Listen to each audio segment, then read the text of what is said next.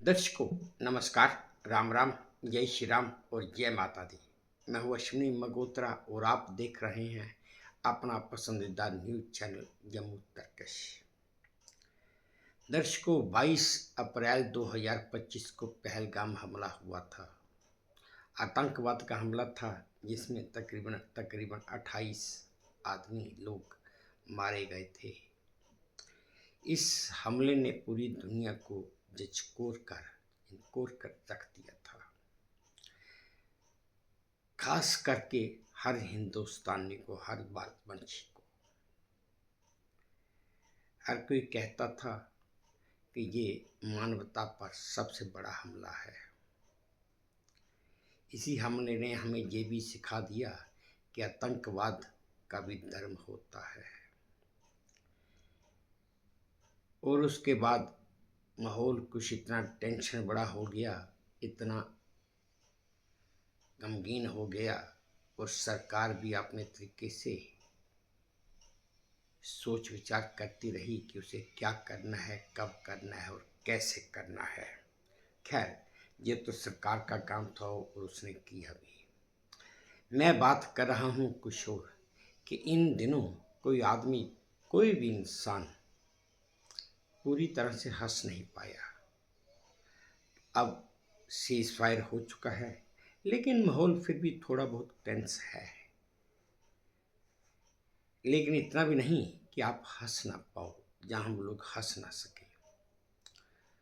तो मेरे पास छोटे छोटे कुछ क्लिप्स आए थे, मैंने उसको कंबाइंड करके एक बड़ा क्लिप बनाया है। आप सबके साथ साझा कर रहा हूं कि आप भी हंसिए और कुछ लुत्फ भी उठाइए। तो दर्शकों, ये है वो क्लिप जिसे आप देखकर आपको हंसी भी आएगी और आपको आनंद भी आएगा। हाँ बाबू सुनो, कान खोल के सुनो। बाजा वाजा जो भड़भड़वा रहे हो बंद करके एक साइड जाके बैठ के सुनो मेरी बात। लहंगा में बढ़िया ब्रांडेड वाला पहनी हूँ, डिजाइनर, और वही शेरवानी पहने हो ना जो मैं बोली थी मैचिंग में। जैसे स्टेज में आऊंगी तो रोने लगना भगभगाई के माँ। ऐसा आंसू रोना कि जैसे कि पता नहीं क्या ही मिल गया है तुमको। भले प्यार ना हो दिल में तो क्या हुआ, आंसू दिखने चाहिए। हाथ देना, स्टेज में आऊंगी तो बढ़िया नोट की गड्डी निकालना 500-500 वाली, ऐसे ऐसे घुमा के न्यौछावर करके मेरी बहनों को दे देना। उड़ाना नहीं है। ये सब क्या देखना पड़ रहा है ना कि जीजा कितने पैसे वाले हैं। यही नहीं, हाँ, अभी और सुनिए। और अगर सिंदूर उंदूर जब डालने के लिए बोलेंगे ना मंडप में, तो एक बार में डाल देना प्यार से, स्माइल करके, और फिर उसके बाद ऐसे ऐसे करके ऐसे नजर लगी रही कहा हमको। हाँ, 20 नजर नहीं तो नजर भी उतार लेना, ठीक है। तुम्हारे लिए सच सबर रही हूँ। अगर एक भी इधर उधर कुछ गड़बड़ हुआ, लाइन से डिस्टर्ब हुए, जो प्लानिंग की अगर वीडियो खराब आई, तो जिंदगी तो मैं तुम्हारा बर्बाद करूंगी ही, तबाह भी कर दूंगी। जानते नहीं हो फिर मुझे। हाँ ठीक, बहुत बढ़िया, बस ऐसे ही मानना है बीवी की बात। जब खाना खिलाने बैठेंगे ना तो पहले नहा उहा के खा लेना। पहले मुझसे पूछना, फिर मुझे अच्छे से खिलाना, फिर जब मैं खा चुकूंगी तब खाना। तो हमार बहनी अगर जूता चुराई पैसा जितना मांगी उसका डबल दे दे, नहीं तो फिर हम जब घरे जावे ना तो फिर तुमका बताओ जूता के रेट का होता है। नंबर रखो, हो गया, मेकअप कराने जा रही हूँ। जो बोली करवा लेना, देखते मुझे नाचने लगना फिर रोने लगना। रखो, सब सिखाए पड़ा था भाई। भैया फोटो खिंचवानी है। हाँ ये ना, थोड़ा टाइट खड़ी होइए, मुंडी नीचे कीजिए। हाँ हो गया। भैया फोटो में 11 लाख का नेकलेस पहने हुए दिखना चाहिए। ऐसा क्यों? आपने तो कोई नेकलेस नहीं पहना है। अरे तभी तो बोल रही हूँ पहना देना। अगर मैं मर गई तो मेरा पति दूसरी शादी अवश्य करेगा, और उसकी नई पत्नी जब मेरा फोटो देखेगी तो नेकलेस को ढूंढेगी और मेरे पति से जरूर मांगेगी। जबकि ऐसा कोई नेकलेस रहेगा ही नहीं, फिर वो दोनों आपस में खूब झगड़ेंगे और मेरी आत्मा को शांति मिलेगी। कहाँ से आते ही? धीरज, एक बात बताओ यार, आप पढ़ते तो ये हिंदी का पेपर हो और आपने ये 3 इंग्लिश न्यूज़पेपर मंगा के रखे हैं, economic times, times of India, Bombay times. क्यों पैसे वेस्ट करते हो? यार दीदी एक्चुअली ना ये सारे पेपर मंगाने के ना मेरे पास 3 वजह है। 3 बजे? हाँ। क्या? देख पहली वजह तो ये है कि मैं ना हिंदी मीडियम से पास आउट हूँ, तो हमारे स्कूल में ना एक पीरियड होता था इंग्लिश का, तो मेरी इंग्लिश उतनी है, मतलब एक पीरियड जितनी होती है ना, पर मैं चाहता हूँ कि मेरी इंग्लिश इंप्रूव हो, तो इसलिए मैं घर में इंग्लिश पेपर मंगाता हूँ कि भाई अपनी भी इंग्लिश इंप्रूव हो।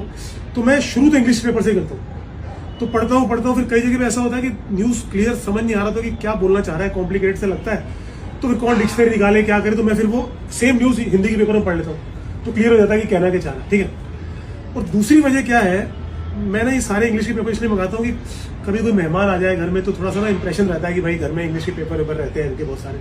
इम्प्रेशन?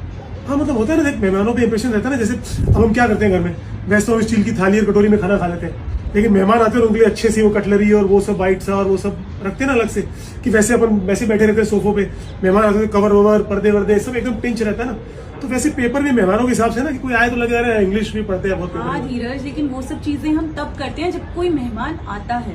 अब यार पेपर तो मैं एडवांस में नहीं रख सकता ना, कि 10 दिन पहले एक पेपर रखा हुआ है, मेहमान आया तो निकाल के रख दिया, या जैसे मेहमान आया तो पेपर वाले को फोन किया जल्दी से एक पेपर दे जा।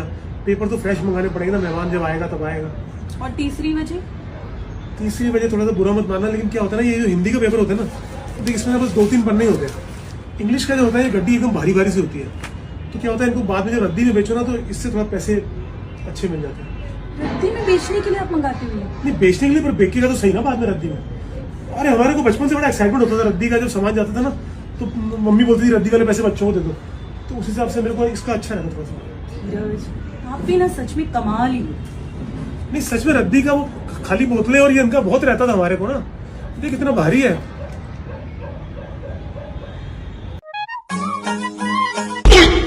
सुनो जी, हाँ बोल। एक बार रसोई में जाके फ्रिज खोलना। ठीक है।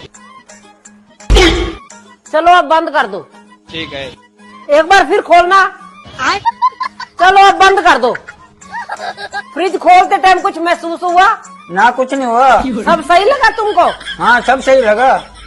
हनी, हाँ मम्मी। तू तो बोल रहा था फ्रिज में से करंट आ रहा है।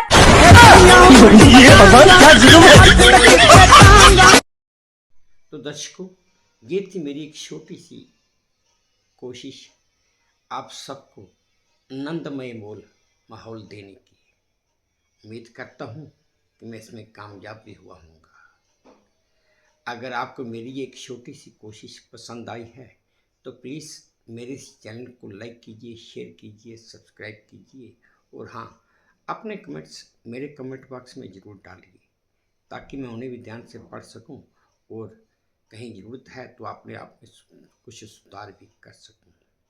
अब इसी उम्मीद के साथ आपसे मैं विदा लेता हूं कि आप अपना भी ध्यान रखेंगे, अपने देश का भी ध्यान रखेंगे। जय भारत और धन्यवाद।